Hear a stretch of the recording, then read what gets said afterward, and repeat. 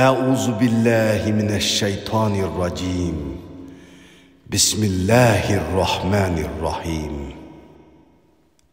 Allah'ın güzel isimleri. 7. asmanğa sefer.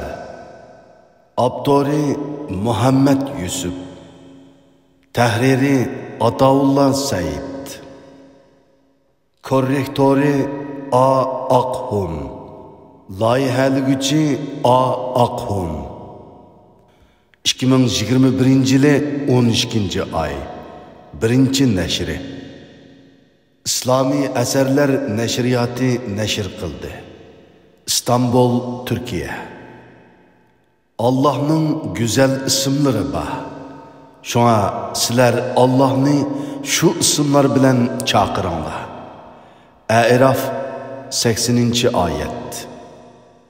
Mundarice 7. bet mukaddime 15. bet Allah Teala'nı tonuş barcı ilimlerinin beşidir.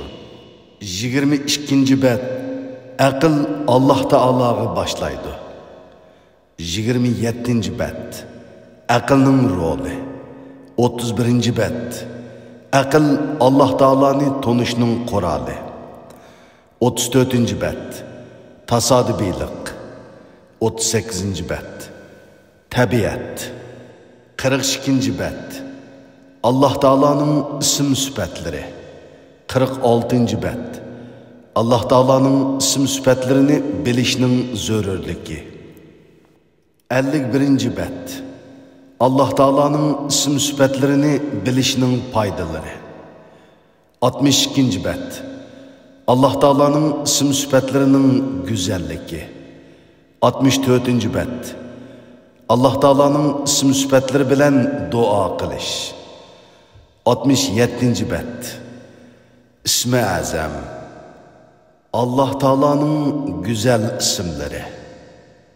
Allah, Er-Rahman, Er-Rahim, El-Afu, El-Gafir, El-Gafur, El-Gaffar, El-Melik, El-Malik, El-Melik, El-Kuddus, Es-Salam, El-Mu'min, El-Muhaymin, El-Aziz, El-Cebbar, El-Kabir, El-Mutekebbir, El-Khaliq, El-Khallaq, El-Bari, El-Musavvir, El-Qahir, El-Qahhar, El-Vehhab, El-Razıq, El-Razzaq, El-Fettah,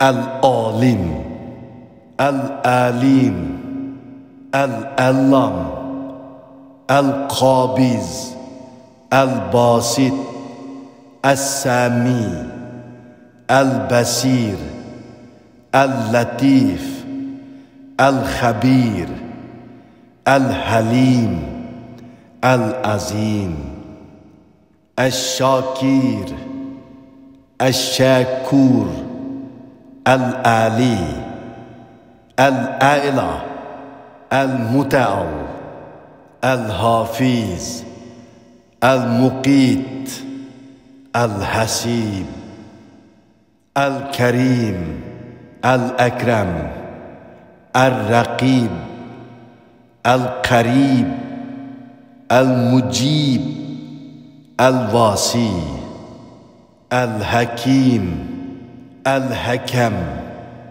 El-Hakim, El-Vedud, El-Majid, El-Shahid, El-Mubin, El-Haq, El-Vakil, El-Fatir, El-Qawi, El-Matin, El-Vali, El-Mawla, El-Hamid, El-Hayyu, El-Qayyum, El-Wahid, El-Ahad, El-Samad, القادر القدير المقتدر الأول الآخر الظاهر الباطن البر التواب الرب الرؤوف ذو الجلال والإكرام ذو الطول الغني النور الهادي البديع الهفي الناصر النسير رفيع الدرجات المستعان المحيط الإله الوارث ذو الفضيل ذو المعارج المنان الطيب الوتر المقدم المؤخر الحي الجميل الستير الجواد المؤتي المحسن الرفيق السبح المسائر السيد الديان الشافي. Hayatınızı Allah'ın güzel isimleri bilen nurlandırın. Yakın yol körsetkiçi, az emelge köp savap bergüçi, ıslah kılgıçı, kahir kılgıçı ve ayıgıçı, şifalık bergüçi, az emelge köp savap bergüçi, ıslah kılgıçı, kahir kılgıçı ve ayıgıçı, şifalık bergüçi, saqlıgıçı, hami bolgıçı, el-Ghaffur, mukaddime, en güzel maqtaş ve en isil medhiyeler, alemlerinin yaratkutusu ve yegani Rabbi bolgan Allah Teala'ga xasdır.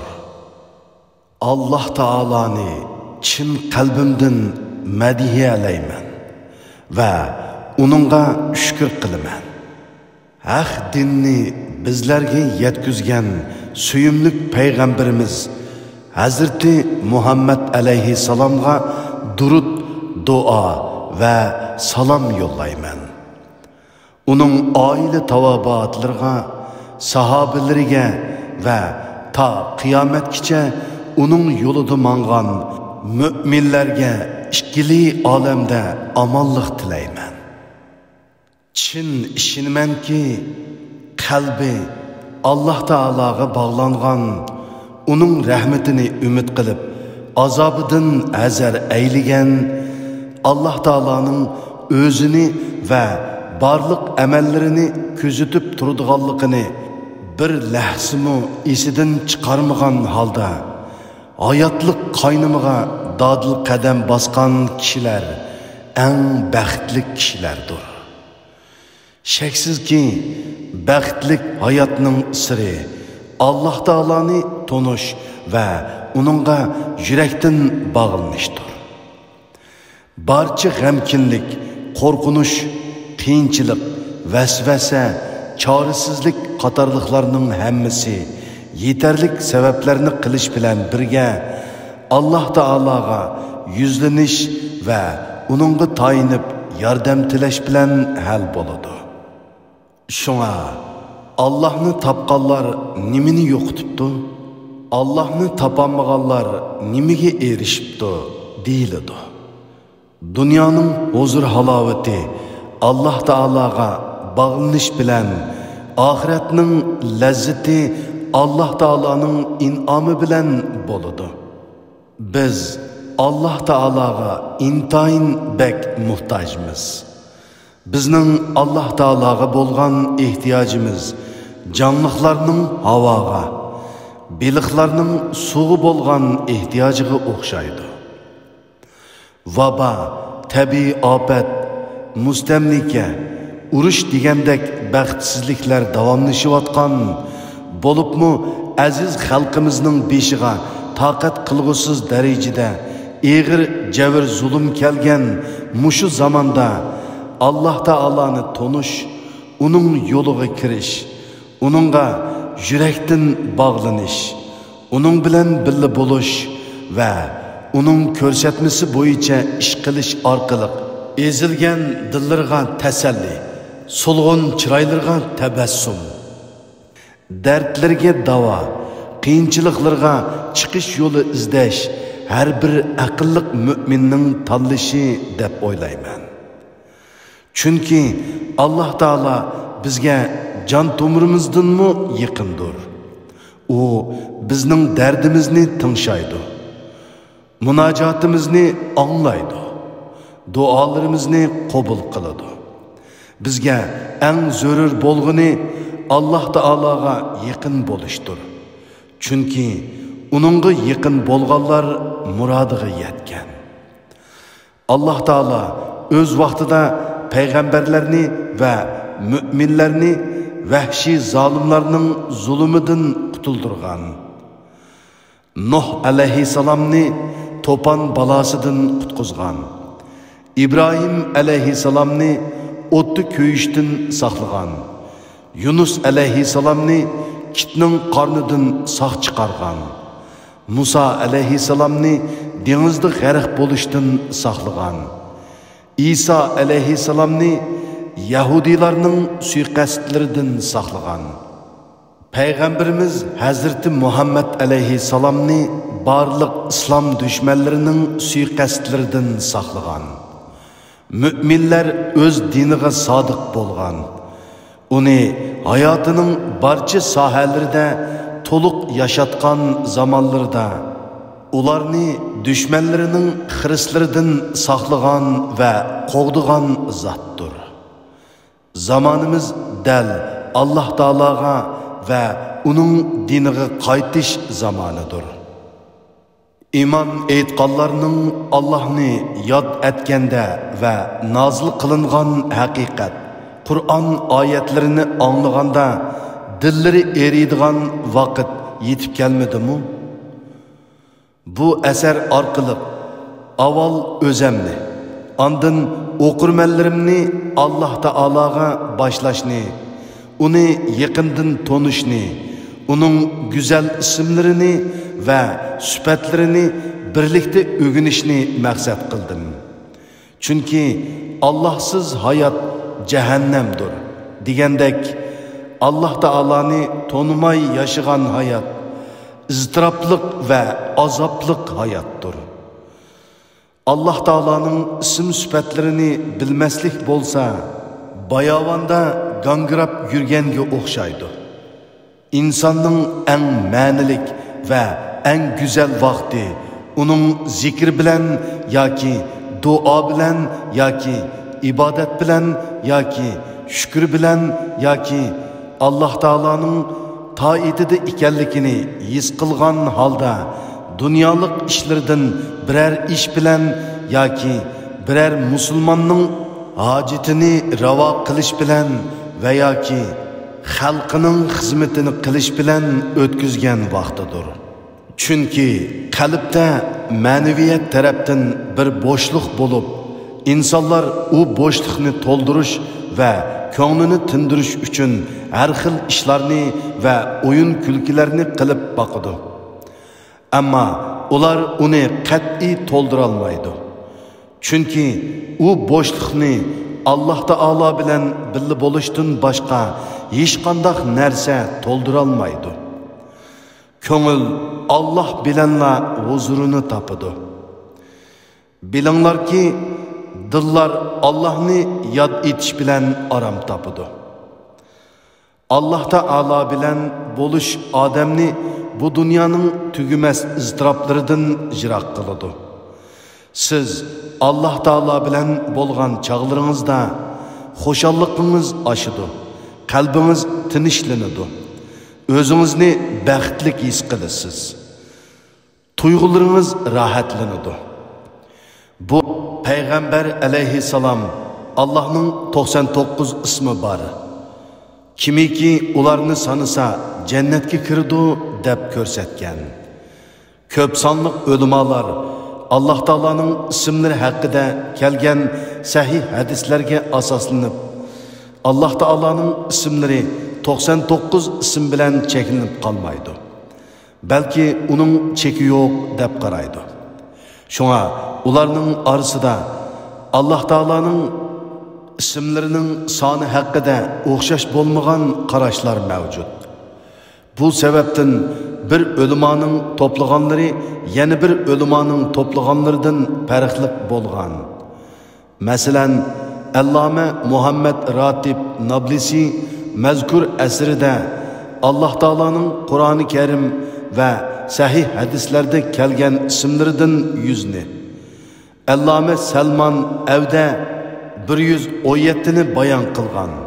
Pekir Allame Selman Evde'nin esri bilen Allame Muhammed Ratib Nablisi'nin esrini asas kılıp, her ikisinden muvaffak derecede toplap, Allah Taala'nın Kur'an-ı Kerim'de kelgen isimlerden 101, sahih hadislerde kelgen isimlerden 17, cami 118 isimni ixcham bayan kıldım.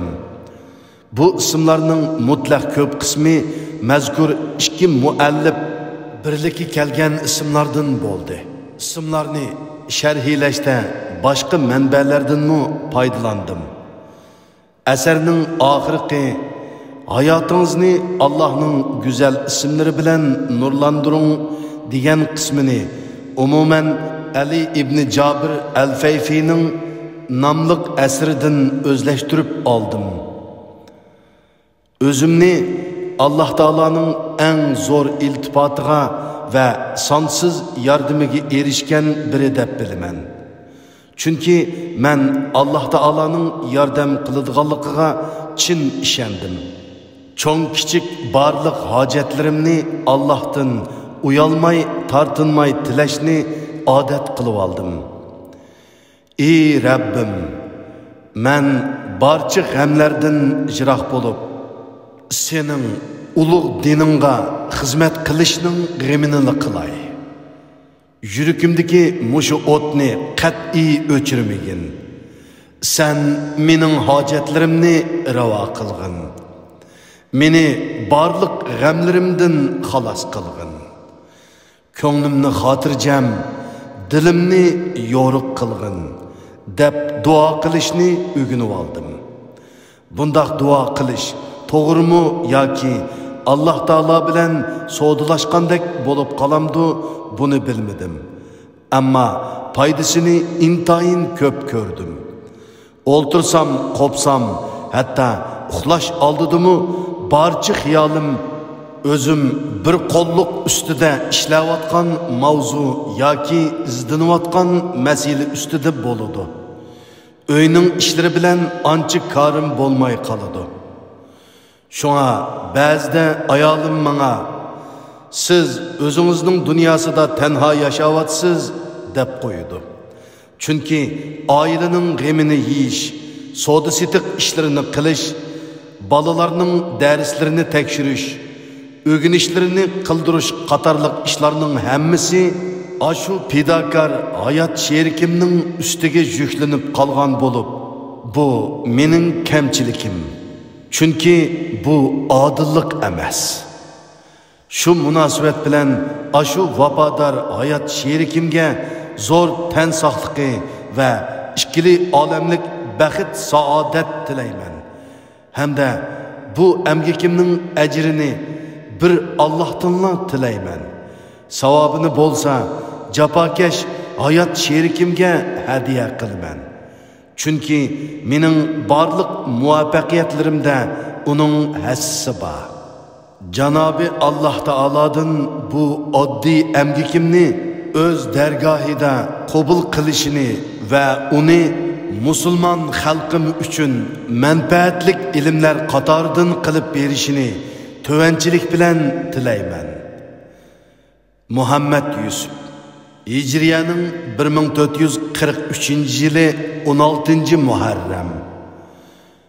Miladiye 2021 yılı 24 Ağustos. Cidde, Saudi Arabistan.